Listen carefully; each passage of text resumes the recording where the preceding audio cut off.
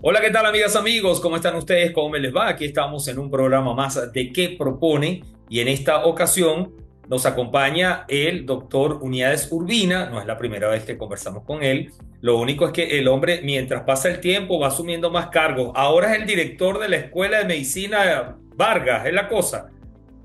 No, lo que pasa es que fue una transición para nombrar al original. Entonces tuve como 15 días, unía desde el breve, me llamo yo ahora. Pero sí, hice algunas cosas y luego se nombró el director oficial ya. Listo, pero sigue siendo Unidades Urbina, no Unidades Carmona. Esas son dos Así cosas. mismo es, tal cual. Es el presidente de la Academia Nacional de Medicina y nos acompaña en nuestro programa de hoy. ¿Qué tal, doctor? ¿Cómo está? Bien, muchísimas gracias por la invitación. Siempre un placer hablar contigo y con todos tus oyentes o videntes. Yo no sé cómo se llama ahora con las redes sociales. Bueno, son televidentes igual, porque nuestro programa es a través de BPI TV y por supuesto los Ah, televidentes ok. siempre están atentos. Entonces son televidentes, porque vidente era la que lee las cartas, una famosa bruja del Country Club. Que por cierto, casi nunca pegan nada, chicos. Sí, ¿verdad? Ciertamente. Yo ¿Cómo? creo que tienen que limpiar las cartas o la bola de cristal. Algo está pasando. Algo está pasando. Doctor, ¿cómo está la salud? Leonardo, lamentablemente desde nuestro último encuentro aquí en la Sociedad de Pediatría y nos volvemos a conseguir aquí en la Sociedad de Pediatría, la salud no ha mejorado. Seguimos con un gran déficit en todos los rubros. Lo que tú me preguntes, ojo, siempre de manera extraoficial, porque el gobierno nacional no produce información, la deben tener porque ellos tienen que reportar a organismos internacionales y a través de esa vía es que logramos saber, o por el grupo que se tiene aquí de Médicos Unidos por Venezuela, que se hacen las encuestas en los 40 principales hospitales de Venezuela. ¿En qué se basa eso? Seguimos teniendo un gran déficit de camas hospitalarias, más o menos un 40% de camas hospitalarias faltan en Venezuela. Cuando hablamos de quirófanos, el 50% de los quirófanos en Venezuela no está operativo. ¿En qué se traduce eso? Operativo por diferentes causas. No funcionan las plantas eléctricas, si se va la luz no hay cómo mantener esa área, faltan médicos, anestesiólogos y cirujanos, por supuesto, dada la gran migración que hemos tenido de médicos y especialistas para empresas privadas o para fuera del país. Faltan gases los anestésicos. Entonces, una serie de cosas que se traduce en la acumulación de pacientes en una larga lista y una gran deuda social que se tiene a nivel hospitalario. Cuando hablamos a nivel de medicamentos, sí hay que reconocer que ha mejorado en algunos puntos porcentuales, en algunos rubros. Por ejemplo, en el año 2020, perdón, si usted llegaba con un infarto a una emergencia hospitalaria en Venezuela, tardaba más o menos 4 horas en ser atendido y tener el medicamento, por lo menos las aspirinas que se dan de entrada. Hoy día ese tiempo ha disminuido más o menos en unas 2 horas, 2 horas y media, pero lo ideal es que usted no espere tanto, aunque eso nos da un margen todavía de que el corazón en este momento no se haya terminado de dañar la parte que está infartada. En cuanto a la neumonía, teníamos 6 horas de espera, hoy día tenemos 4 horas. ¿Por qué? Porque ahora tenemos medicamentos en la farmacia y ahora es más fácil que si la familia tiene el dinero, vaya a comprar el medicamento que le hace falta. Usted antes, teniendo o no teniendo dinero, no tenía acceso a los medicamentos. Ahora por lo menos tenemos los anaqueles más llenos. Nos faltan los equipos de radiodiagnóstico, Isnardo. Eso es primordial hoy día en la medicina, porque usted como médico tiene el criterio clínico y epidemiológico, pero necesitamos ciertas evidencias, rayos X de tórax, ecosonografía, tomógrafo. En cuanto a tomógrafo y resonadores magnéticos, el 80% está inoperativo o trabaja de forma intermitente en los hospitales. Y así vamos viendo cómo vamos sumando cosas, que quiere decir que seguimos en una emergencia humanitaria compleja que fue dicha y decretada por la Organización Mundial de la Salud desde el año 2015, mucho antes de la pandemia y mucho antes de las medidas estas coercitivas, unilaterales y todo eso que sea. Eso justamente le iba a preguntar sobre las sanciones. ¿Las sanciones no agudizaron ese problema? Claro, porque es multifactorial. Y ojo, hay que decir que las sanciones, según se tiene entendido, son para personas particulares, lo que es medicina, salud y alimentación. Por ley internacional no hay bloqueo en ese sentido. Sin embargo, aquí seguimos teniendo como utilizan como una barajita, como un joker, como un póker, como un A, para justificar esta debacle que tiene el sistema de salud venezolano con la pandemia y con las sanciones. Lógicamente, al tener menos ingresos o que no lleguen los medicamentos porque Venezuela tiene deuda con algunas empresas transnacionales, evidentemente eso repercute aún más en el deteriorado sistema de salud que tenemos en Venezuela. Fíjese, doctor, en la última conversación que también tuvimos, hablábamos de todo lo que tiene que ver con las vacunas. ¿Ese asunto de las vacunas también ha empeorado o ha mejorado? No, no ha mejorado. ¿Por qué? Porque Venezuela, que formamos parte de la Organización Panamericana o Oficina Panamericana de Salud, que depende de la Mundial de la Salud, existe un fondo que se llama el Fondo Rotatorio de Vacunas. Cada país pone un dinero en base a las necesidades que tiene programadas para el año siguiente. Venezuela tiene una deuda que ya va por 17 millones, apenas 17 millones de dólares, y eso es como si usted no tiene dinero en la cuenta, usted no puede sacar. Cada país aporta un dinero para ese fondo. El fondo de rotatorio de vacunas compra en grandes volúmenes las vacunas, eso abarata los costos y luego distribuye a cada país. Si usted debe, usted no tiene posibilidad de obtener la vacuna. Entonces tenemos más o menos 3 años de retraso en el número de vacunas que deben llegar a Venezuela. ¿De qué estamos ¿Con qué estamos vacunando? Con las donaciones que hace UNICEF, que hace OPS o que hace Cruz Roja o algún otro organismo internacional, cosa que agradecemos. Pero usted no puede poner la salud de un pueblo o de un país en manos de donaciones, porque tú tienes comida para ti, para tu familia. Si te queda algo, tú le donas al vecino, tú no dejas de comer para dar al vecino. Así funciona. ¿Y qué pasa? Estos organismos internacionales, Isnardo, se nutren de donaciones que hacen países de primer mundo, que para mi concepto son aquellos países que piensan en sus ciudadanos, y entonces aportan para países pobres como Haití, como Angola, como Zaire. Pero Venezuela, cuando usted revisa el Producto Interno Bruto o per cápita, Venezuela no clasifica para ese tipo de ayuda. Venezuela estamos entre mediano y alto ingreso. Entonces los países dicen, oye, si Venezuela tiene dinero, ¿por qué le vamos a estar dando? Derivan las ayudas para países más pobres como Haití, en el caso que es el país más pobre de la región. Entonces también ha disminuido el aporte que hacen estas organizaciones internacionales para ayudar a Venezuela, porque realmente, de acuerdo a las cifras que produce el Banco Mundial, Venezuela no es un país pobre. Lo que pasa es que estamos empobrecidos, que es otra cosa. Fíjese, doctor, cuando habla de estas donaciones, ¿qué cantidad de vacunas se están recibiendo, aunque sea por donaciones, y cuál es la cantidad real que deberíamos tener? No tenemos información porque esas donaciones llegan directamente al Ministerio Popular de la Salud y el Ministerio Popular de la Salud no informa. Lo que sí te puedo decir es que nosotros tenemos entre 550.000 a 600.000 nacimientos al año. Eso quiere decir que por lo menos 600.000 dosis de entrada de vacuna contra la tuberculosis, hepatitis B, difteria, tétano y pertussis o la pentavalente, que son las primeras vacunas que se ponen entre el primer, a los 2, a los 4, a los 6 meses, ya estamos hablando fácil de esas 3, 4 vacunas, más o menos unas 2 millones de dosis. No sabemos cuánto estamos recibiendo porque, repito, son donaciones. Lo que sí sabemos es por los caminos verdes o por las páginas de la OPS que Venezuela tiene la cobertura vacunal más baja de toda América. Inclusive Haití nos supera en algunos rubros en vacunas. Nosotros tenemos de promedio en todas las dosis que se ponen en Venezuela, todas las vacunas, más o menos el 50% de cobertura vacunal. Y la OMS dice, Isnardo, que debemos tener entre 90 y 95% de cobertura vacunal. ¿Qué es la cobertura vacunal?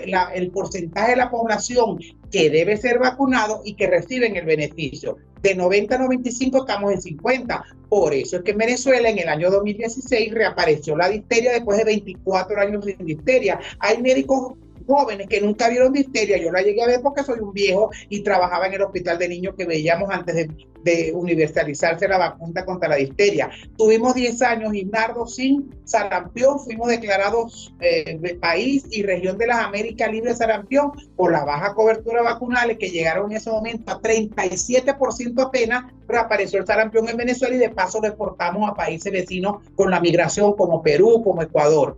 Entonces, y estamos viendo entonces la consecuencia de tener baja cobertura vacunal es que estamos dejando más o menos entre un 48 a 50% de la población de niños menores de 5 años sin el beneficio por derecho humano y por ley venezolana, que sería la vacunación. Continuamos, amigas, amigos, con más de qué propone y nos acompaña en nuestro programa de hoy el doctor Uniades Urbina, es el presidente de la Academia Nacional de Medicina y fue el director breve de la Escuela Vargas de Medicina. Doctor, en la parte anterior le consultaba sobre qué otras consecuencias trae al país el hecho de que no se cumpla con los estándares de vacunación en los niños.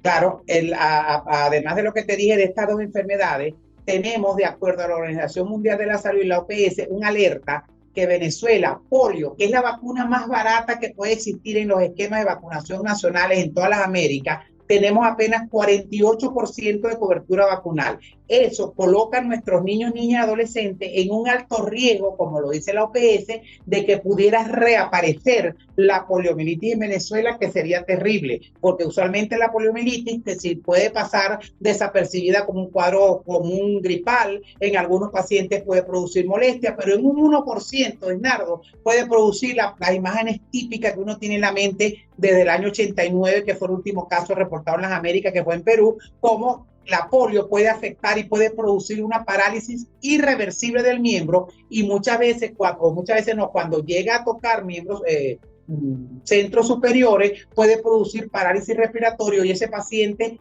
va a meditar terapias intensivas, que caemos también en la entrada de nuestra entrevista, que faltan más del 50% de las camas de terapias intensivas pediátricas y de adultos. ¿Qué otra cosa sucede? La tuberculosis. Ya tenemos casi una generación donde ha bajado la vacuna de la BCG, que es contra la tuberculosis sistémica. ¿Qué significa eso? Usted puede tener contacto con la tuberculosis, pero si usted tiene la vacuna, no le da, si va a desarrollar la enfermedad, así como el coronavirus, una enfermedad grave que sería en las meninges, con una meningitis por tuberculosis o una meningitis o una tuberculosis abdominal. ¿Qué pasa? Ya tenemos más o menos unos 10 años que la cobertura vacunal viene bajando, que llegábamos a tener en el año 2090, ya vamos por 65. Y estamos viendo cómo se está produciendo en el Hospital de Niños, Centro de Referencia Nacional e Internacional, a pesar de la crisis, estamos detectando en el servicio de neumonología de nuestro hospital un caso diario, al menos un caso diario nuevo de tuberculosis. Entonces, eso sucede que lo que está pasando, el hacinamiento, la pobreza y la falta de vacunas. Estamos viendo aumento de las cifras de tuberculosis en Venezuela. El dengue, que estamos ahorita repuntando, hay más de 400,000 casos de dengue en Latinoamérica, de los cuales más o menos 30% corresponde a Venezuela. Ojo, por el boca a boca que tenemos los médicos. No hay reportes oficiales, pero la OMS dice que evidentemente si hay un repunte en toda la región, evidentemente Venezuela nos queda afuera. Ya existe la vacuna contra el dengue y Venezuela ni idea de incluirla, porque es momento de incluir la vacuna del dengue, porque sabemos que tiene partes estacionales, sobre todo nosotros que estamos en el hemisferio norte. La influenza. Hay vacunas contra la influenza indicadas en el esquema nacional de vacunación, pero no se están colocando en suficiente. La última cifra que tenemos de la OPS habla más o menos de un rango de 37 a 40%, y la influenza, aunque usualmente la gente la llama gripe, la influenza produce una cantidad de muertos a nivel mundial y de enfermedades graves. Entonces hay que vacunar. Ojo, no solamente a niños, a los ancianos y adultos mayores como yo, tenemos que tener el beneficio de la vacuna gratuita entregada por el Ministerio Popular de la Salud. Y así vamos. En la hepatitis B en Venezuela y en los países donde no se le hace serología a la madre gestante, excepto que lo haga en privado, como no sabemos el estado de la serología contra la hepatitis B, la norma venezolana dice que todo niño en las primeras 24 horas de nacido debe recibir la vacuna contra hepatitis B, porque no sabemos en qué condición está la mamá. Bueno, esa vacuna, están saliendo más del 60% de los niños de las maternidades sin recibir la vacuna.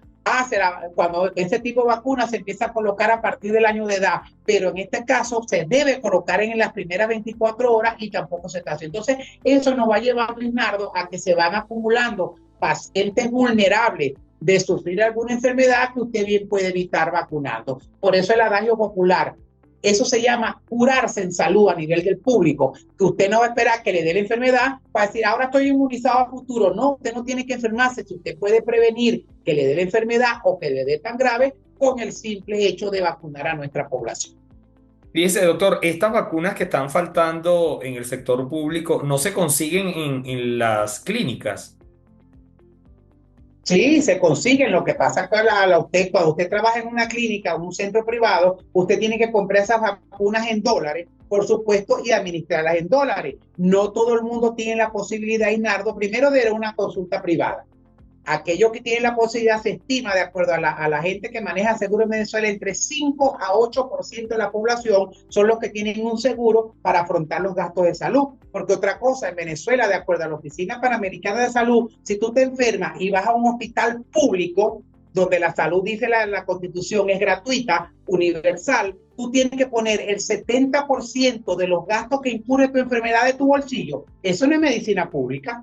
70% de los gastos que incurre en esta enfermedad en un hospital público tú tienes que pagarlo.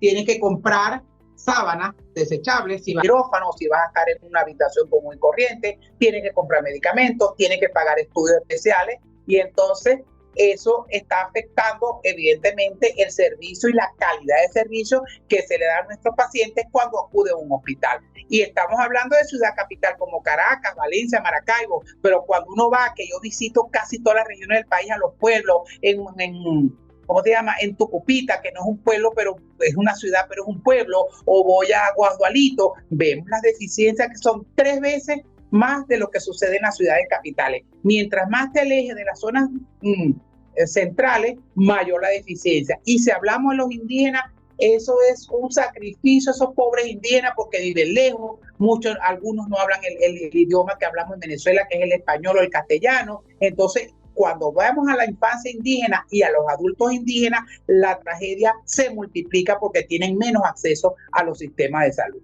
Por cierto que usted acaba de mencionar los indígenas y hace ya unos meses atrás se hablaba de un importante repunte en la población indígena de VIH. ¿Hay informes acerca de eso? Informes oficiales no, pero las ONG que trabajan en esa zona, hay mucho incidencia de VIH. ¿Por qué? Porque en esas zonas que son muy empobrecidas, entonces van turistas o van personas con mala intención y lo que hacen es turismo sexual. Y por supuesto, no tienen protección y entonces está viendo el repunte. Repito, no hay informes oficiales, pero la ONU-SIDA sí habla de que hay un repunte importante en Venezuela, sobre todo en zonas desprotegidas y zonas indígenas, de contaminación o infección por el virus de la inmunodeficiencia humana. Seguimos, amigas, amigos, ya con la parte final de nuestro programa de hoy. Nos acompaña, como lo han visto a lo largo del programa, el doctor Uniades Urbina, es el presidente de la Academia Nacional de Medicina. Fíjese, doctor, le decía en la parte anterior que cómo está el asunto con los medicamentos de alto costo y esas enfermedades complejas como el cáncer y otras enfermedades que realmente requieren de esas medicinas muy costosas. Sí, en este sentido, las enfermedades no transmisibles, que antes se llamaban enfermedades crónicas, por ejemplo, hipertensión, el programa de tratamiento gratuito que depende del Ministerio Popular de la Salud y de los Seguros Sociales, donde los pacientes deben estar reportados, van a la consulta y se les debe entregar medicamento, está funcionando a intervalos. Hoy sí, mañana. Entonces la gente va a la consulta, los médicos los atendemos, pero no tenemos cómo dar medicamento. Para los pacientes diabéticos, la insulina, que es primordial, no se está consiguiendo de rutina. Tuvimos una reunión hace poco, hace unos 2 meses, con la parte del ministerio. Entonces, no, si hay insulina, pero no llega, porque entonces llega la insulina a las regiones y se va la luz, no hay plantas eléctricas, se pierden, así como la insulina, otros medicamentos y entre tanto las vacunas. Cuando hablamos de la hipertensión, que es un enemigo silente, tenemos muchas personas que están falleciendo en su casa, adultos mayores, porque no consiguen el tratamiento y con unos sueldos que tenemos, que apenas el que mejor gana en servicios públicos son $130 con una canasta básica que ronda los $600, la gente dice, o como o me compro medicamentos. Inclusive estamos viendo cómo nos confiesan los pacientes que compran la caja de medicamentos, pero entonces en vez de tomarla todos los días, la toman un día sí, un día no para que les rinda. Estamos perdiendo ese medicamento, pero la gente trata de sobrevivir. Los pacientes renales, no se está haciendo los trasplantes en Venezuela, están suspendidos, se hace uno que otro y aparece mucha prensa, pero realmente el programa está suspendido. Y aquellos que tuvieron la suerte, Isnardo, de conseguir un riñón, que es lo que más se hace en Venezuela, lo están perdiendo porque no tenemos los medicamentos antirrechazo. Y eso es parte del por qué la migración de nuestros venezolanos. Muchos se van por situaciones sociopolíticas, pero una gran parte, más o menos se estima que un 20 a 25% de los migrantes venezolanos son por cuestiones de salud. Conseguir un riñón que cuesta tanto en Venezuela porque aquí no hay cultura de trasplante y menos ahora que está suspendido, entonces tienen que irse a otro país para poder sobrevivir y no perder el órgano que fue donado. Y el cáncer es terrible. Hay una vacuna que es la vacuna contra el VPH, que está aprobada por el Ministerio de la Salud desde la 2015 y no se ha incluido. ¿Qué hace el VPH? Además de evitarte la contaminación por los principales serotipos, 4, 9, dependiendo del tipo de vacuna, es la única vacuna que está detectada por medicina basada en la evidencia que evita el cáncer uterino. Entonces hay una forma de evitar el cáncer uterino o de cuello uterino en la mujer, que es la principal causa de muerte en Venezuela en las mujeres, y no tenemos la vacuna que hasta en Haití se está poniendo tanto en niños como en niñas a partir de los 9 años. Entonces, si usted tiene la mala suerte o el destino le tocó que usted tuviera cáncer, no hay forma de hacer diagnóstico. Si le hacen el diagnóstico no hay los medicamentos, tiene que comprarlo y es un tratamiento costoso. Los ciclos de quimioterapia pueden rondar entre $10,000 a $15,000 o más dependiendo de los medicamentos básico y eso tiene que afrontar un paciente. Entonces hemos visto cómo ha proliferado lastimosamente las cuentas esas de GoFundMe recogiendo dinero porque la gente no tiene cómo afrontar una enfermedad catastrófica como puede ser el cáncer. La esclerosis múltiple que se está viendo en todos los países, en Venezuela tenemos, son enfermedades raras, pero no por eso es un grupo poblacional que amerita atención del Estado para asegurar su enfermedad, asegurar su calidad de vida y que el deterioro, si no es posible detenerlo, sea el más lento posible para que el paciente pueda vivir unos cuantos años con la mejor calidad de vida posible. Entonces, en general, tenemos mucho déficit y están llegando medicamentos a Badán, que es el Banco Nacional de Drogas Antineoplásicas, pero la persona tiene que comprar los medicamentos porque en los hospitales no se están surtiendo los medicamentos para este tipo de enfermedades catastróficas. Y estas enfermedades catastróficas no esperan, porque si un paciente tiene que hacerse un ciclo, por ejemplo, de quimioterapia y debe ser cada 20 días y se lo hace cada 3 meses porque lo consiguió cada 3 meses, prácticamente no está haciendo nada. ¿O no es así? Eso es así. Y entonces estamos viendo cómo se debe estar engrosando el número de pacientes afectados o fallecidos por esta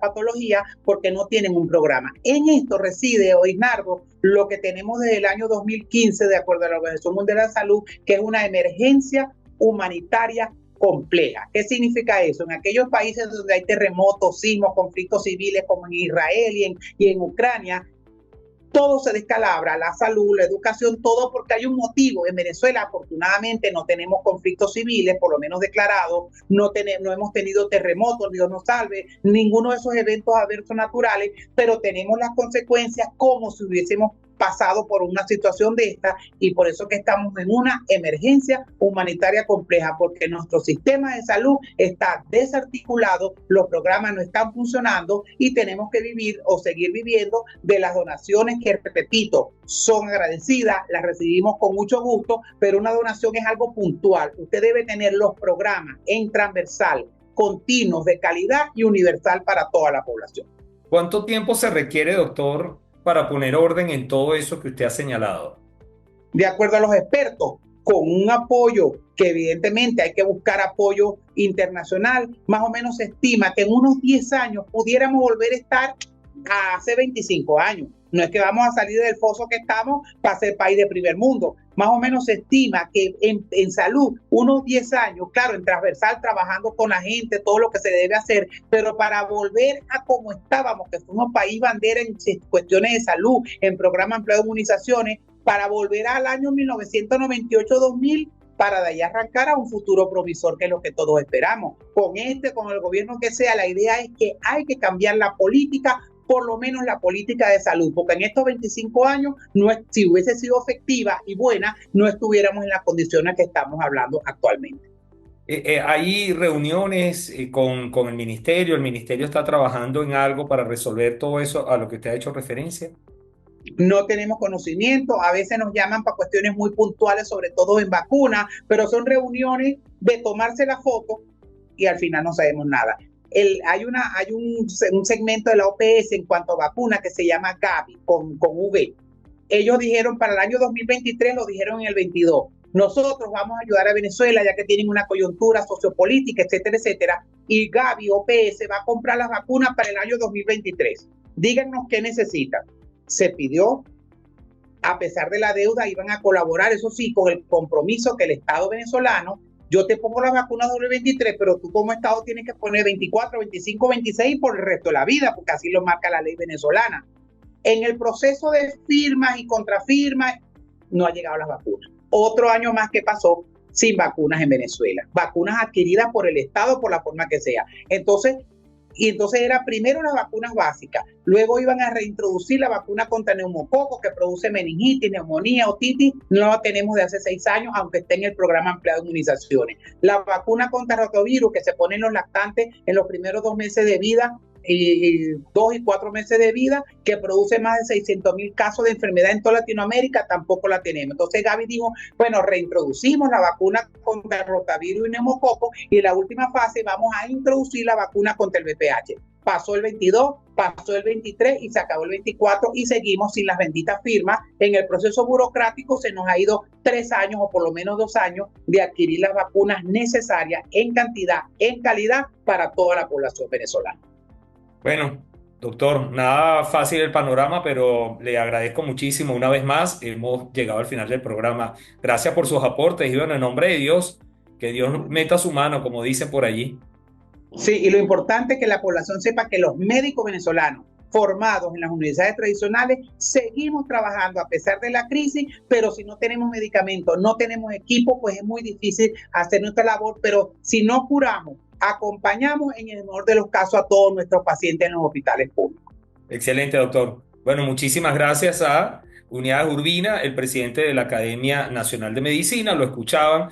Nada alentador el panorama, pero siempre que respiremos hay oportunidad de cambiar, ¿verdad, doctor?